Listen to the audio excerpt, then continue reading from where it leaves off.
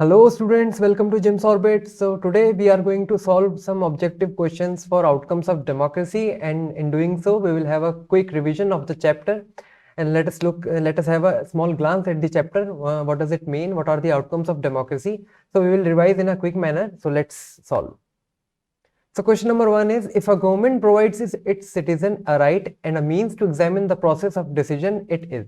तो अगर गवर्नमेंट जो है वो अपने सिटीजन्स को एक राइट देती है एग्जामिन करने का कि जो जिस प्रोसेस से डिसीजंस डेमोक्रेटिक गवर्नमेंट ले रही है, अगर कोई सिटीजन इंक्वायर करना चाहता है कि क्या प्रोसीजर और क्या नॉर्म अडॉप्ट किया गया है उस प्रोसेस को लेने में, उस डिसीजन को लेने में, और क्या वो प्रोसेस है या अगर कोई प्रोसेस लेट डाउन है तो उसको फॉलो किया गया है या नहीं, तो उस गवर्नमेंट को क्या कहेंगे हम?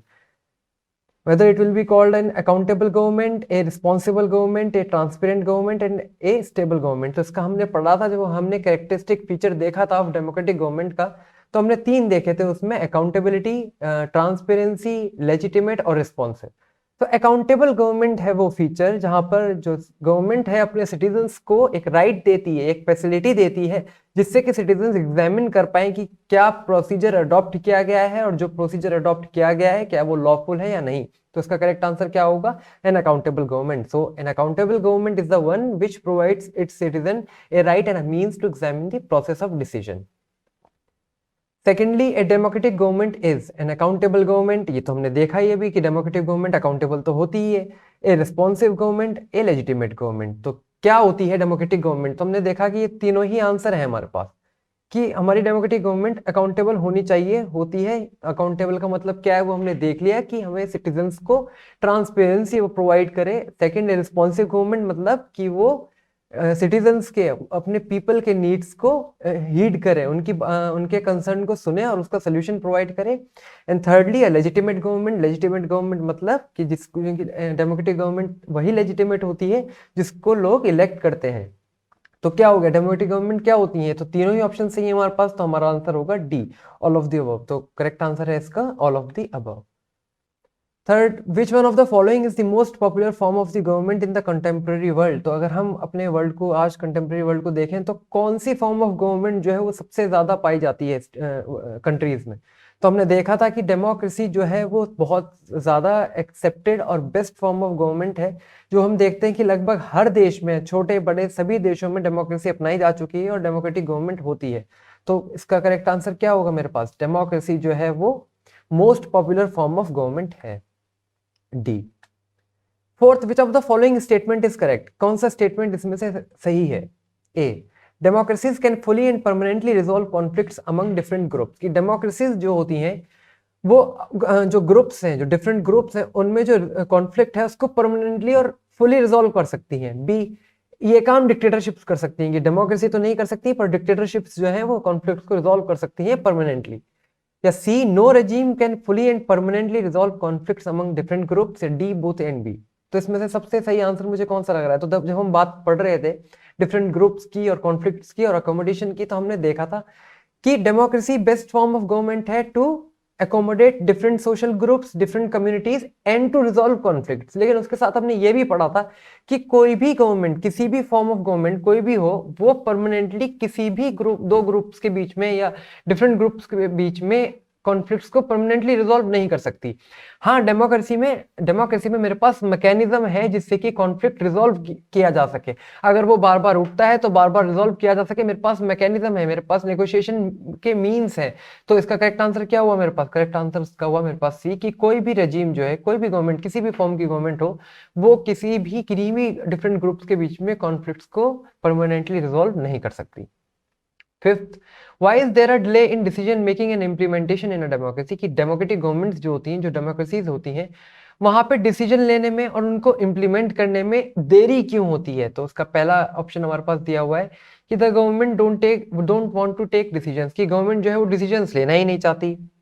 B, the government is hesitant in taking decision. की गवर्नमेंट जो है डिसीजन लेने में बहुत हेजिटेंट है। या C, democracy is based on the idea of deliberation and negotiation. या D, a democratic government is not interested in taking quick decision. तो सी और डी या ए या बी में से कौन सा मेरे पास ऑप्शन करेक्ट है? तो पहला तो मेरे पास एकदम करेक्ट नहीं है कि गवर्नमेंट डिसीजन लेना नहीं चाहती, गवर्नमेंट डिसीजन लेना चाहती है। दूसरा कि गवर्नमेंट हेजिटेंट नहीं होती डिसीजन लेने में, तो दूसरा भी मेरे पास हट गया तो ए और बी एक्सक्लूड हो गए। सी कहता है कि democracy is based on the idea of deliberation and negotiation. और ये बात सच है कि डेमोक्रेसी में क्या होता है, डिसीजन मेकिंग प्रोसेस जो होता है वो डेलिब्रेशन और डिस्कशन और नेगोशिएशन प्रोसेस पे बेस्ड होता है। मतलब क्या होता है कि कोई भी लॉ एकदम पास नहीं होता, वहां पे वो लॉ पहले डिबेट होगा, वो लेजिस्लेचर में डिबेट होगा, उस पर पब्लिक ओपिनियन मांगा जाएगा, उस पर नेगोशिएशन होगा, तब जाकर के वो लॉ पास होगा और उसका इम्प्लीमेंटेशन होगा। तो यही मेरे पास करेक्ट आंसर है कि डेमोक्रेसी में डिसीजन टेकिंग में इसलिए देर हो जाती है क्योंकि यहाँ पे डिस्कशन के आपके पास ऑप्शन है और डेलिब्रेशन का ऑप्शन है, जबकि अदर फॉर्म्स ऑफ गवर्नमेंट जो कि नॉन डेमोक्रेटिक है उनमें ये ऑप्शंस नहीं होते। तो करेक्ट आंसर हो गया फिफ्थ का C. Sixth, what is promoted much superiorly by democracy than any other form of government.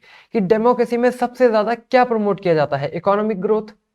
ये तो देखो कंट्री की बैकबोन होती है, किसी भी कंट्री को चलाने के लिए इकोनॉमिक ग्रोथ तो चाहिए। तो इकोनॉमिक ग्रोथ मैंने देखा था कि वेरी करती रहती है। डेमोक्रेसीज हो, अलग अलग देश की डेमोक्रेसी अलग अलग तरीके से फंक्शन करती हैं, तो किन्हीं भी दो डेमोक्रेसी को मैं कंपेयर नहीं कर सकता। इकोनॉमिक इक्वालिटी ये भी वेरी करती रहती है। B, dignity and freedom of the individual, ये मेरे पास एक पॉइंट है कि इसको डेमोक्रेटिक गवर्नमेंट जो है वो बहुत जेलसली गार्ड करती हैं कि dignity and freedom of individual uphold हो और प्रमोट हो। लगभग सारी ही डेमोक्रेसी जितनी भी वर्ल्ड में है सब ने ही इस प्रिंसिपल को अपना इंग्रेडिएंट मान लिया है और डेमोक्रेसी इस प्रिंसिपल को सुपीरियरली प्रमोट करती हैं। तो इसका करेक्ट आंसर मेरे पास सिक्स्थ का हो गया क्या? बी।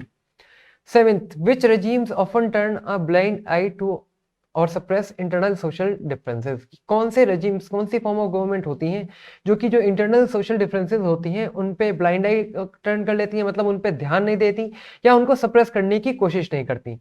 तो हमने ये तो देखा था कि डेमोक्रेसीज में क्या है, डेमोक्रेसीज में तो हमारे यहाँ जो सोशल डिफरेंसेस होते हैं उनको क्या करा जाता है, उनको सप्रेस करा जाता है, उनका रिजोल्यूशन निकाला जाता है कि अगर कोई कॉन्फ्लिक्ट आ रहा है, कोई दो डिफरेंट ग्रुप्स के बीच में, दो कम्युनिटीज के बीच में अगर मेरे यहाँ डिफरेंट है तो उसका रिजोल्यूशन होता है, उसके लिए मैकेनिज्म है। तो कौन से रेजिम्स होते हैं जो कि इंटरनल सोशल डिफरेंस को खत्म नहीं करते? तो वो होते हैं मेरे पास नॉन डेमोक्रेटिक रेजिम्स। ये वो फॉर्म ऑफ गवर्नमेंट होती हैं जो कि यूनिलैटरली डिसीजन लेती हैं और उनको फर्क नहीं पड़ता कि इंटरनल सोशल डिफरेंस आपके यहाँ कितना है और कितना कॉन्फ्लिक्ट हो रहा है।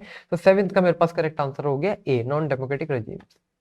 Eighth, to measure democracies on the basis of expected outcomes, which of the following practices and institution would one look for? अब हमने देखा था, हमने कुछ एक्सपेक्टेशंस देखी थी डेमोक्रेसी से, हमारी कुछ एक्सपेक्टेशंस हैं जिसमें हमने अकाउंटेबिलिटी पढ़ा था, लेजिटिमेसी पढ़ा था और रिस्पॉन्सिबिलिटी पढ़ा था।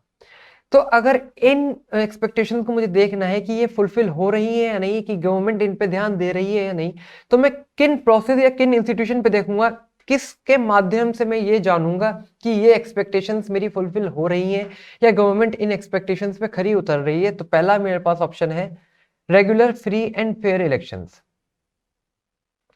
कि क्या किसी कंट्री में जो कि डेमोक्रेटिक है उसमें regular free and fair elections होते हैं, इलेक्शंस रेगुलरली कंडक्ट होते हैं, फ्रीली कंडक्ट होते हैं और फेयरली कंडक्ट होते हैं। B, open public debates on major policies, की वहाँ पे ओपन पब्लिक डिबेट्स का मेरे पास ऑप्शन है कि किसी भी लॉ को पास होने से पहले, किसी भी पॉलिसी को पास होने से पहले वहाँ पे पब्लिक डिबेट होती है, पब्लिक ओपिनियन मांगा जाता है। या सी, कि citizens right to information about the government, की क्या सिटीजन्स के पास राइट टू इन्फॉर्मेशन है, गवर्नमेंट जो है अपने सिटीजन्स को राइट टू इन्फॉर्मेशन देती है जिससे कि सिटीजन्स जो है वो गवर्नमेंट की फंक्शनिंग और वर्किंग के बारे में जान पाए। तो मैंने देखा था कि ये तीनों ही ऑप्शन, तीनों ही इंस्टीट्यूशन, ये तीनों ही प्रोसेस जो है वो इंपॉर्टेंट है अगर मुझे जानना है कि मेरी गवर्नमेंट मेरी एक्सपेक्टेशन पे खरी उतर रही है या नहीं। तो इसका करेक्ट आंसर क्या हो गया बच्चों? इसका करेक्ट आंसर हो गया हमारे पास no doubt all of the above. तो क्या क्या वो इंस्टीट्यूशन है जिससे कि मैं गवर्नमेंट की एक्सपेक्टेशंस, गवर्नमेंट की वर्किंग को जान सकता हूं? तो वो है मेरे पास A, B and C, all of the above. Ninth है मेरे पास, in a democracy a citizen has a right and means to examine the process of decision making, जो मैंने देखा था है दिस इज नोन एज। तो किसी भी डेमोक्रेसी में सिटीजन के पास राइट होता है और मींस होते हैं कि वो डिसीजन मेकिंग प्रोसेस को जान पाए और उनको उसको एग्जामिन कर पाए, क्या वो proper norms, proper procedure follow हुए हैं या नहीं। तो उस प्रोसेस को, उसको क्या कहते हैं हम? क्या डिक्टेटरशिप कहते हैं? नहीं, डिक्टेटरशिप तो एक फॉर्म ऑफ गवर्नमेंट है।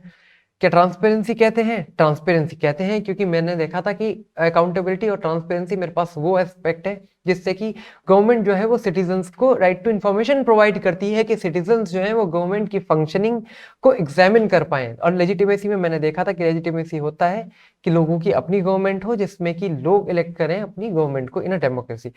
इक्वालिटी तो मुझे पता ही है कि इक्वालिटी मतलब कि सभी लोगों को respective of their gender, age, caste and other factors they shall be treated equally. तो चाहे वुमेन, मैन, कोई भी ओल्ड एज हो, बच्चे हो, सबको इक्वली ट्रीट किया जाए, ये डेमोक्रेसी का एक मेजर फंडामेंटल एस्पेक्ट होता है। तो इसका करेक्ट आंसर क्या हो गया मेरे पास कि ट्रांसपेरेंसी मेरे पास वो मैकेनिज्म है। ट्रांसपेरेंसी को हम कहते हैं कि कोई भी गवर्नमेंट ट्रांसपेरेंट जब है जब वो अपनी फंक्शनिंग को अपने सिटीजन्स के सामने ओपन रखे।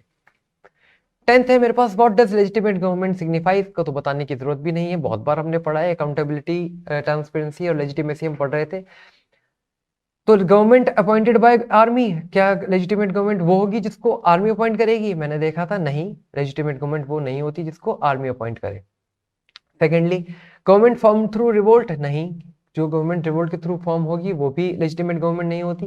पीपल्स ओन गवर्नमेंट ये होती है मेरे पास। पीपल्स ओन गवर्नमेंट का मतलब क्या हो गया?